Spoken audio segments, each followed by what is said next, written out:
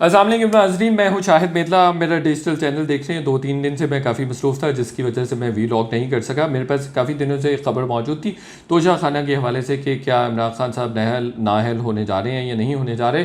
इस पर मेरे पास एक एक्सक्लूसिव इन्फॉर्मेशन मौजूद थी, ख़बर मौजूद थी, लेकिन मैं चाह रहा था कि कोई सूटेबल टाइम हो, उस वक्त मैं ये ख़बर आप सबके सामने रखूँ।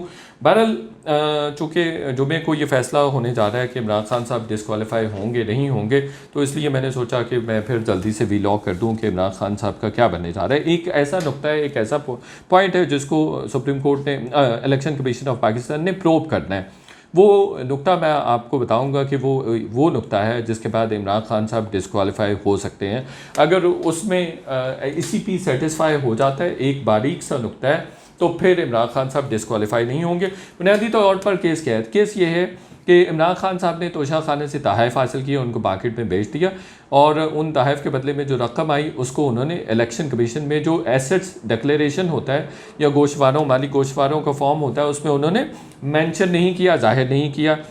FBR का एक FBR में भी आप जमा करवाते हैं एसेट डिक्लेरेशन फॉर्म, वहाँ पे उन्होंने मेंशन किया, लेकिन इलेक्शन कमीशन में उन्होंने मेंशन नहीं किया। स्पीकर राजा परवेज़ अशरफ ने रेफरेंस भेजा था इमरान खान साहब के ख़िलाफ़, और उन्होंने ये कहा था कि इन्होंने 2018 और 19 में मिलने वाले जो तहफ़ हैं उनकी डिटेल्स नहीं एसेट्स डिक्लेरेशन फॉर्म में दी हुई, तो इसलिए इनको डिस्क्वालीफाई किया जाए। ये 62(1)(f) के तहत डिस्क्वालीफाई होते हैं, ये सादिक अमीन नहीं रहे हैं। ये बुनियादी तौर पर केस था।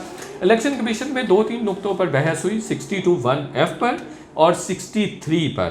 62(1)(f) पर कि इमरान खान साहब ने एहसासे छुपाए हैं, सादिक अमीन नहीं रहे। 63 ये है कि क्या इलेक्शन कमीशन के पास ये इख्तियार मौजूद है कि वो डायरेक्ट रेफरेंस आने पर किसी भी मेंबर कौमी असम्बली को, सूबाई असम्बली को या सेनेट को डिस्क्वालीफाई कर सकता है या नहीं कर सकता।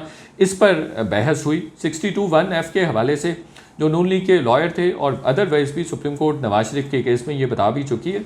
61(2)(f) में आप देखें कि जो PTI का नुक्ता था, उन्होंने कहा था कि बग़ैर कोर्ट ऑफ लॉ के डिक्लेरेशन के किसी न किसी कोर्ट ऑफ लॉ से डिक्लेरेशन आना चाहिए कि इस बंदे ने झूठ बोला है या ये सादिक अमीन नहीं है या इसने कोई क्रिमिनल ऑफेंस किया। उसके बाद जो है 62(1)(f) के तहत या ECP डिस्क्वालीफाई कर सकता है, उससे पहले नहीं कर सकता। लेकिन नून लीग का और to some extent Faisal Vawda के केस में भी हमने देखा था कि ECP का मौक़िफ़ ये था कि बग़ैर ट्रायल के भी, बग़ैर कोर्ट ऑफ लॉ के किसी डिक्लेरेशन के भी डिस्क्वालिफिकेशन ऑफ मेंबर हो सकती है। फिर उन्होंने, जो नून लीग के वकील थे, उन्होंने कहा था कि नवाज शरीफ ने तस्लीम शुदा हक़ाइक़ थे तनख्वाह के हवाले से, तो सुप्रीम कोर्ट ने ये वर्डिक्ट दिया था कि जहाँ पे फैक्ट्स मुतनाज़ा ना हो वहाँ पे आप बग़ैर ट्रायल के भी डिस्क्वालीफाई कर सकते हैं। जहाँ पे एतराफ़ मेंबर कर रहा है, फ्री का एतराफ़ कर रहा है कि हाँ मैंने ये किया है या मेरे साथ ये हक़ाइक़ हैं। तो अब इमरान खान साहब के भी जो तहफ़ बेचने के, तहफ़ लेने के हक़ाइक़ तस्लीम शुदा है। अच्छा, फिर तीसरा नुक्ता 63 का था। 63 के बारे में उन्होंने कहा कि PTI ने कहा कि किसी के पास, ECP के पास ये इख्तियार मौजूद नहीं है कि वो डिस्क्वालीफाई कर सके इमरान खान साहब को।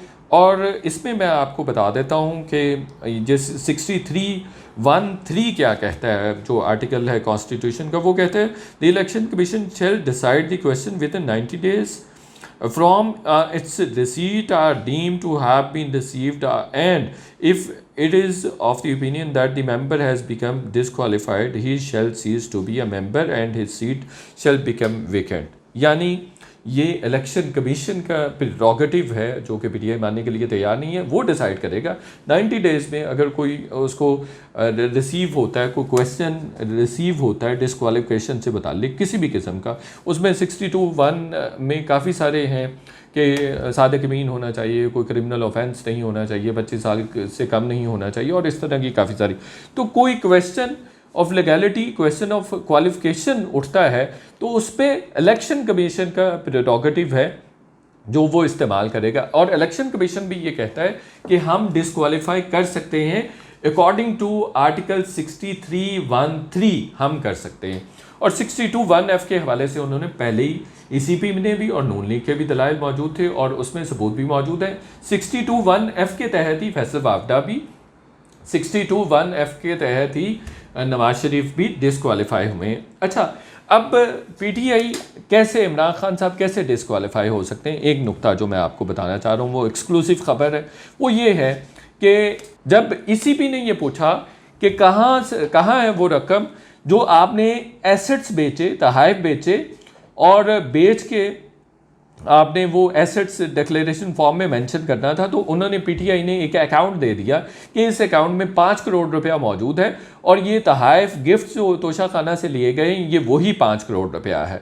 अच्छा, ये एक ऐसा नुक्ता है जिस पे मैं आपको एक्सक्लूसिव खबर शेयर कर रहा हूँ कि इसके बारे में इलेक्शन कमीशन ने प्रोब करना चाहा, स्टेट बैंक को लिखा कि ये जो बैंक स्टेटमेंट है इमरान खान साहब ने लगाई है, जो उन्होंने वहाँ पर ईसीपी में जमा करवाए हैं एसेट डिक्लेरेशन फॉर्म और बाकी डिटेल्स बाद में, और जो उनके लॉयर अली ज़फ़र ने जमा करवाई हैं बैंक स्टेटमेंट, उसमें उन्होंने पूछा है कि क्या इनके पास ये 5 करोड़ रुपया 2018-19 से पहले से था या 19-20 के बाद आया या उस दौरान आया।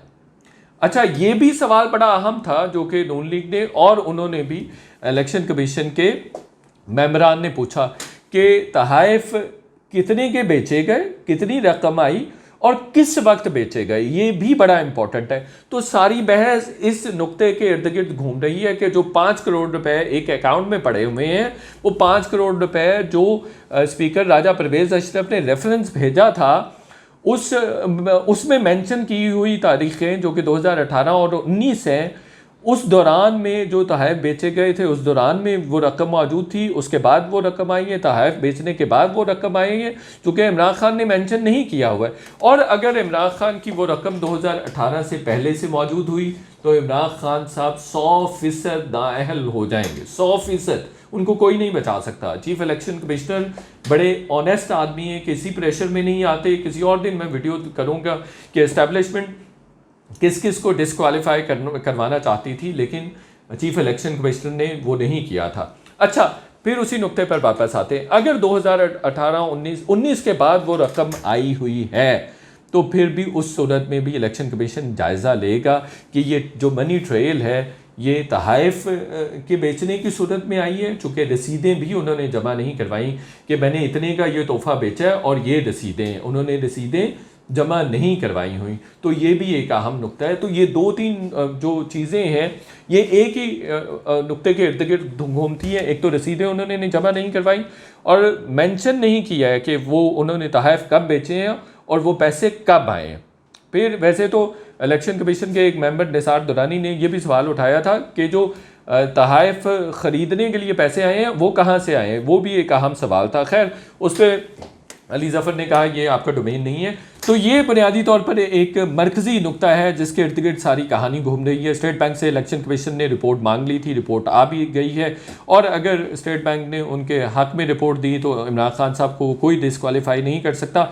और अगर वो 5 करोड़ रुपए तहाइफ बेचने के बाद ना आए हुए, 2018 से पहले के 2 करोड़ वो 5 करोड़ रुपए हुए, या 2020 यानी 19 के बाद वो 5 करोड़ रुपए आए हुए उनके अकाउंट में, चूँकि तारीख मेंशन नहीं की हुई है इमरान खान साहब ने कि उन्होंने कब तहाइफ बेचे और कब उनके पास ये रकम आई है, तो भी नहीं बच सकेंगे। उनकी हर सूरत फिर डिसक्वालीफिकेशन होगी। लग ये रहा है, मेरा अपना ये एनालिसिस है कि इमरान खान साहब डिसक्वालीफाई हो जाएंगे। बहरहाल कल इलेक्शन कमीशन ने सिक्योरिटी मांग ली है और लास्ट टाइम फॉरेन फंडिंग का फैसला था उसमें भी सिक्योरिटी मांगी गई थी, कोई हंगामा नहीं हुआ था। उम्मीद करते हैं कल भी किसी किस्म का हंगामा नहीं होगा। वीलॉग अगर आपको पसंद आया दोस्तों के साथ भी शेयर कीजिए, लाइक भी कीजिए और चैनल को सब्सक्राइब करना मत भूलिए। ये एक्सक्लूसिव स्टोरीज़ का सिलसिला ताकि आप तक बर वक्त पहुँचता रहे। बहुत शुक्रिया।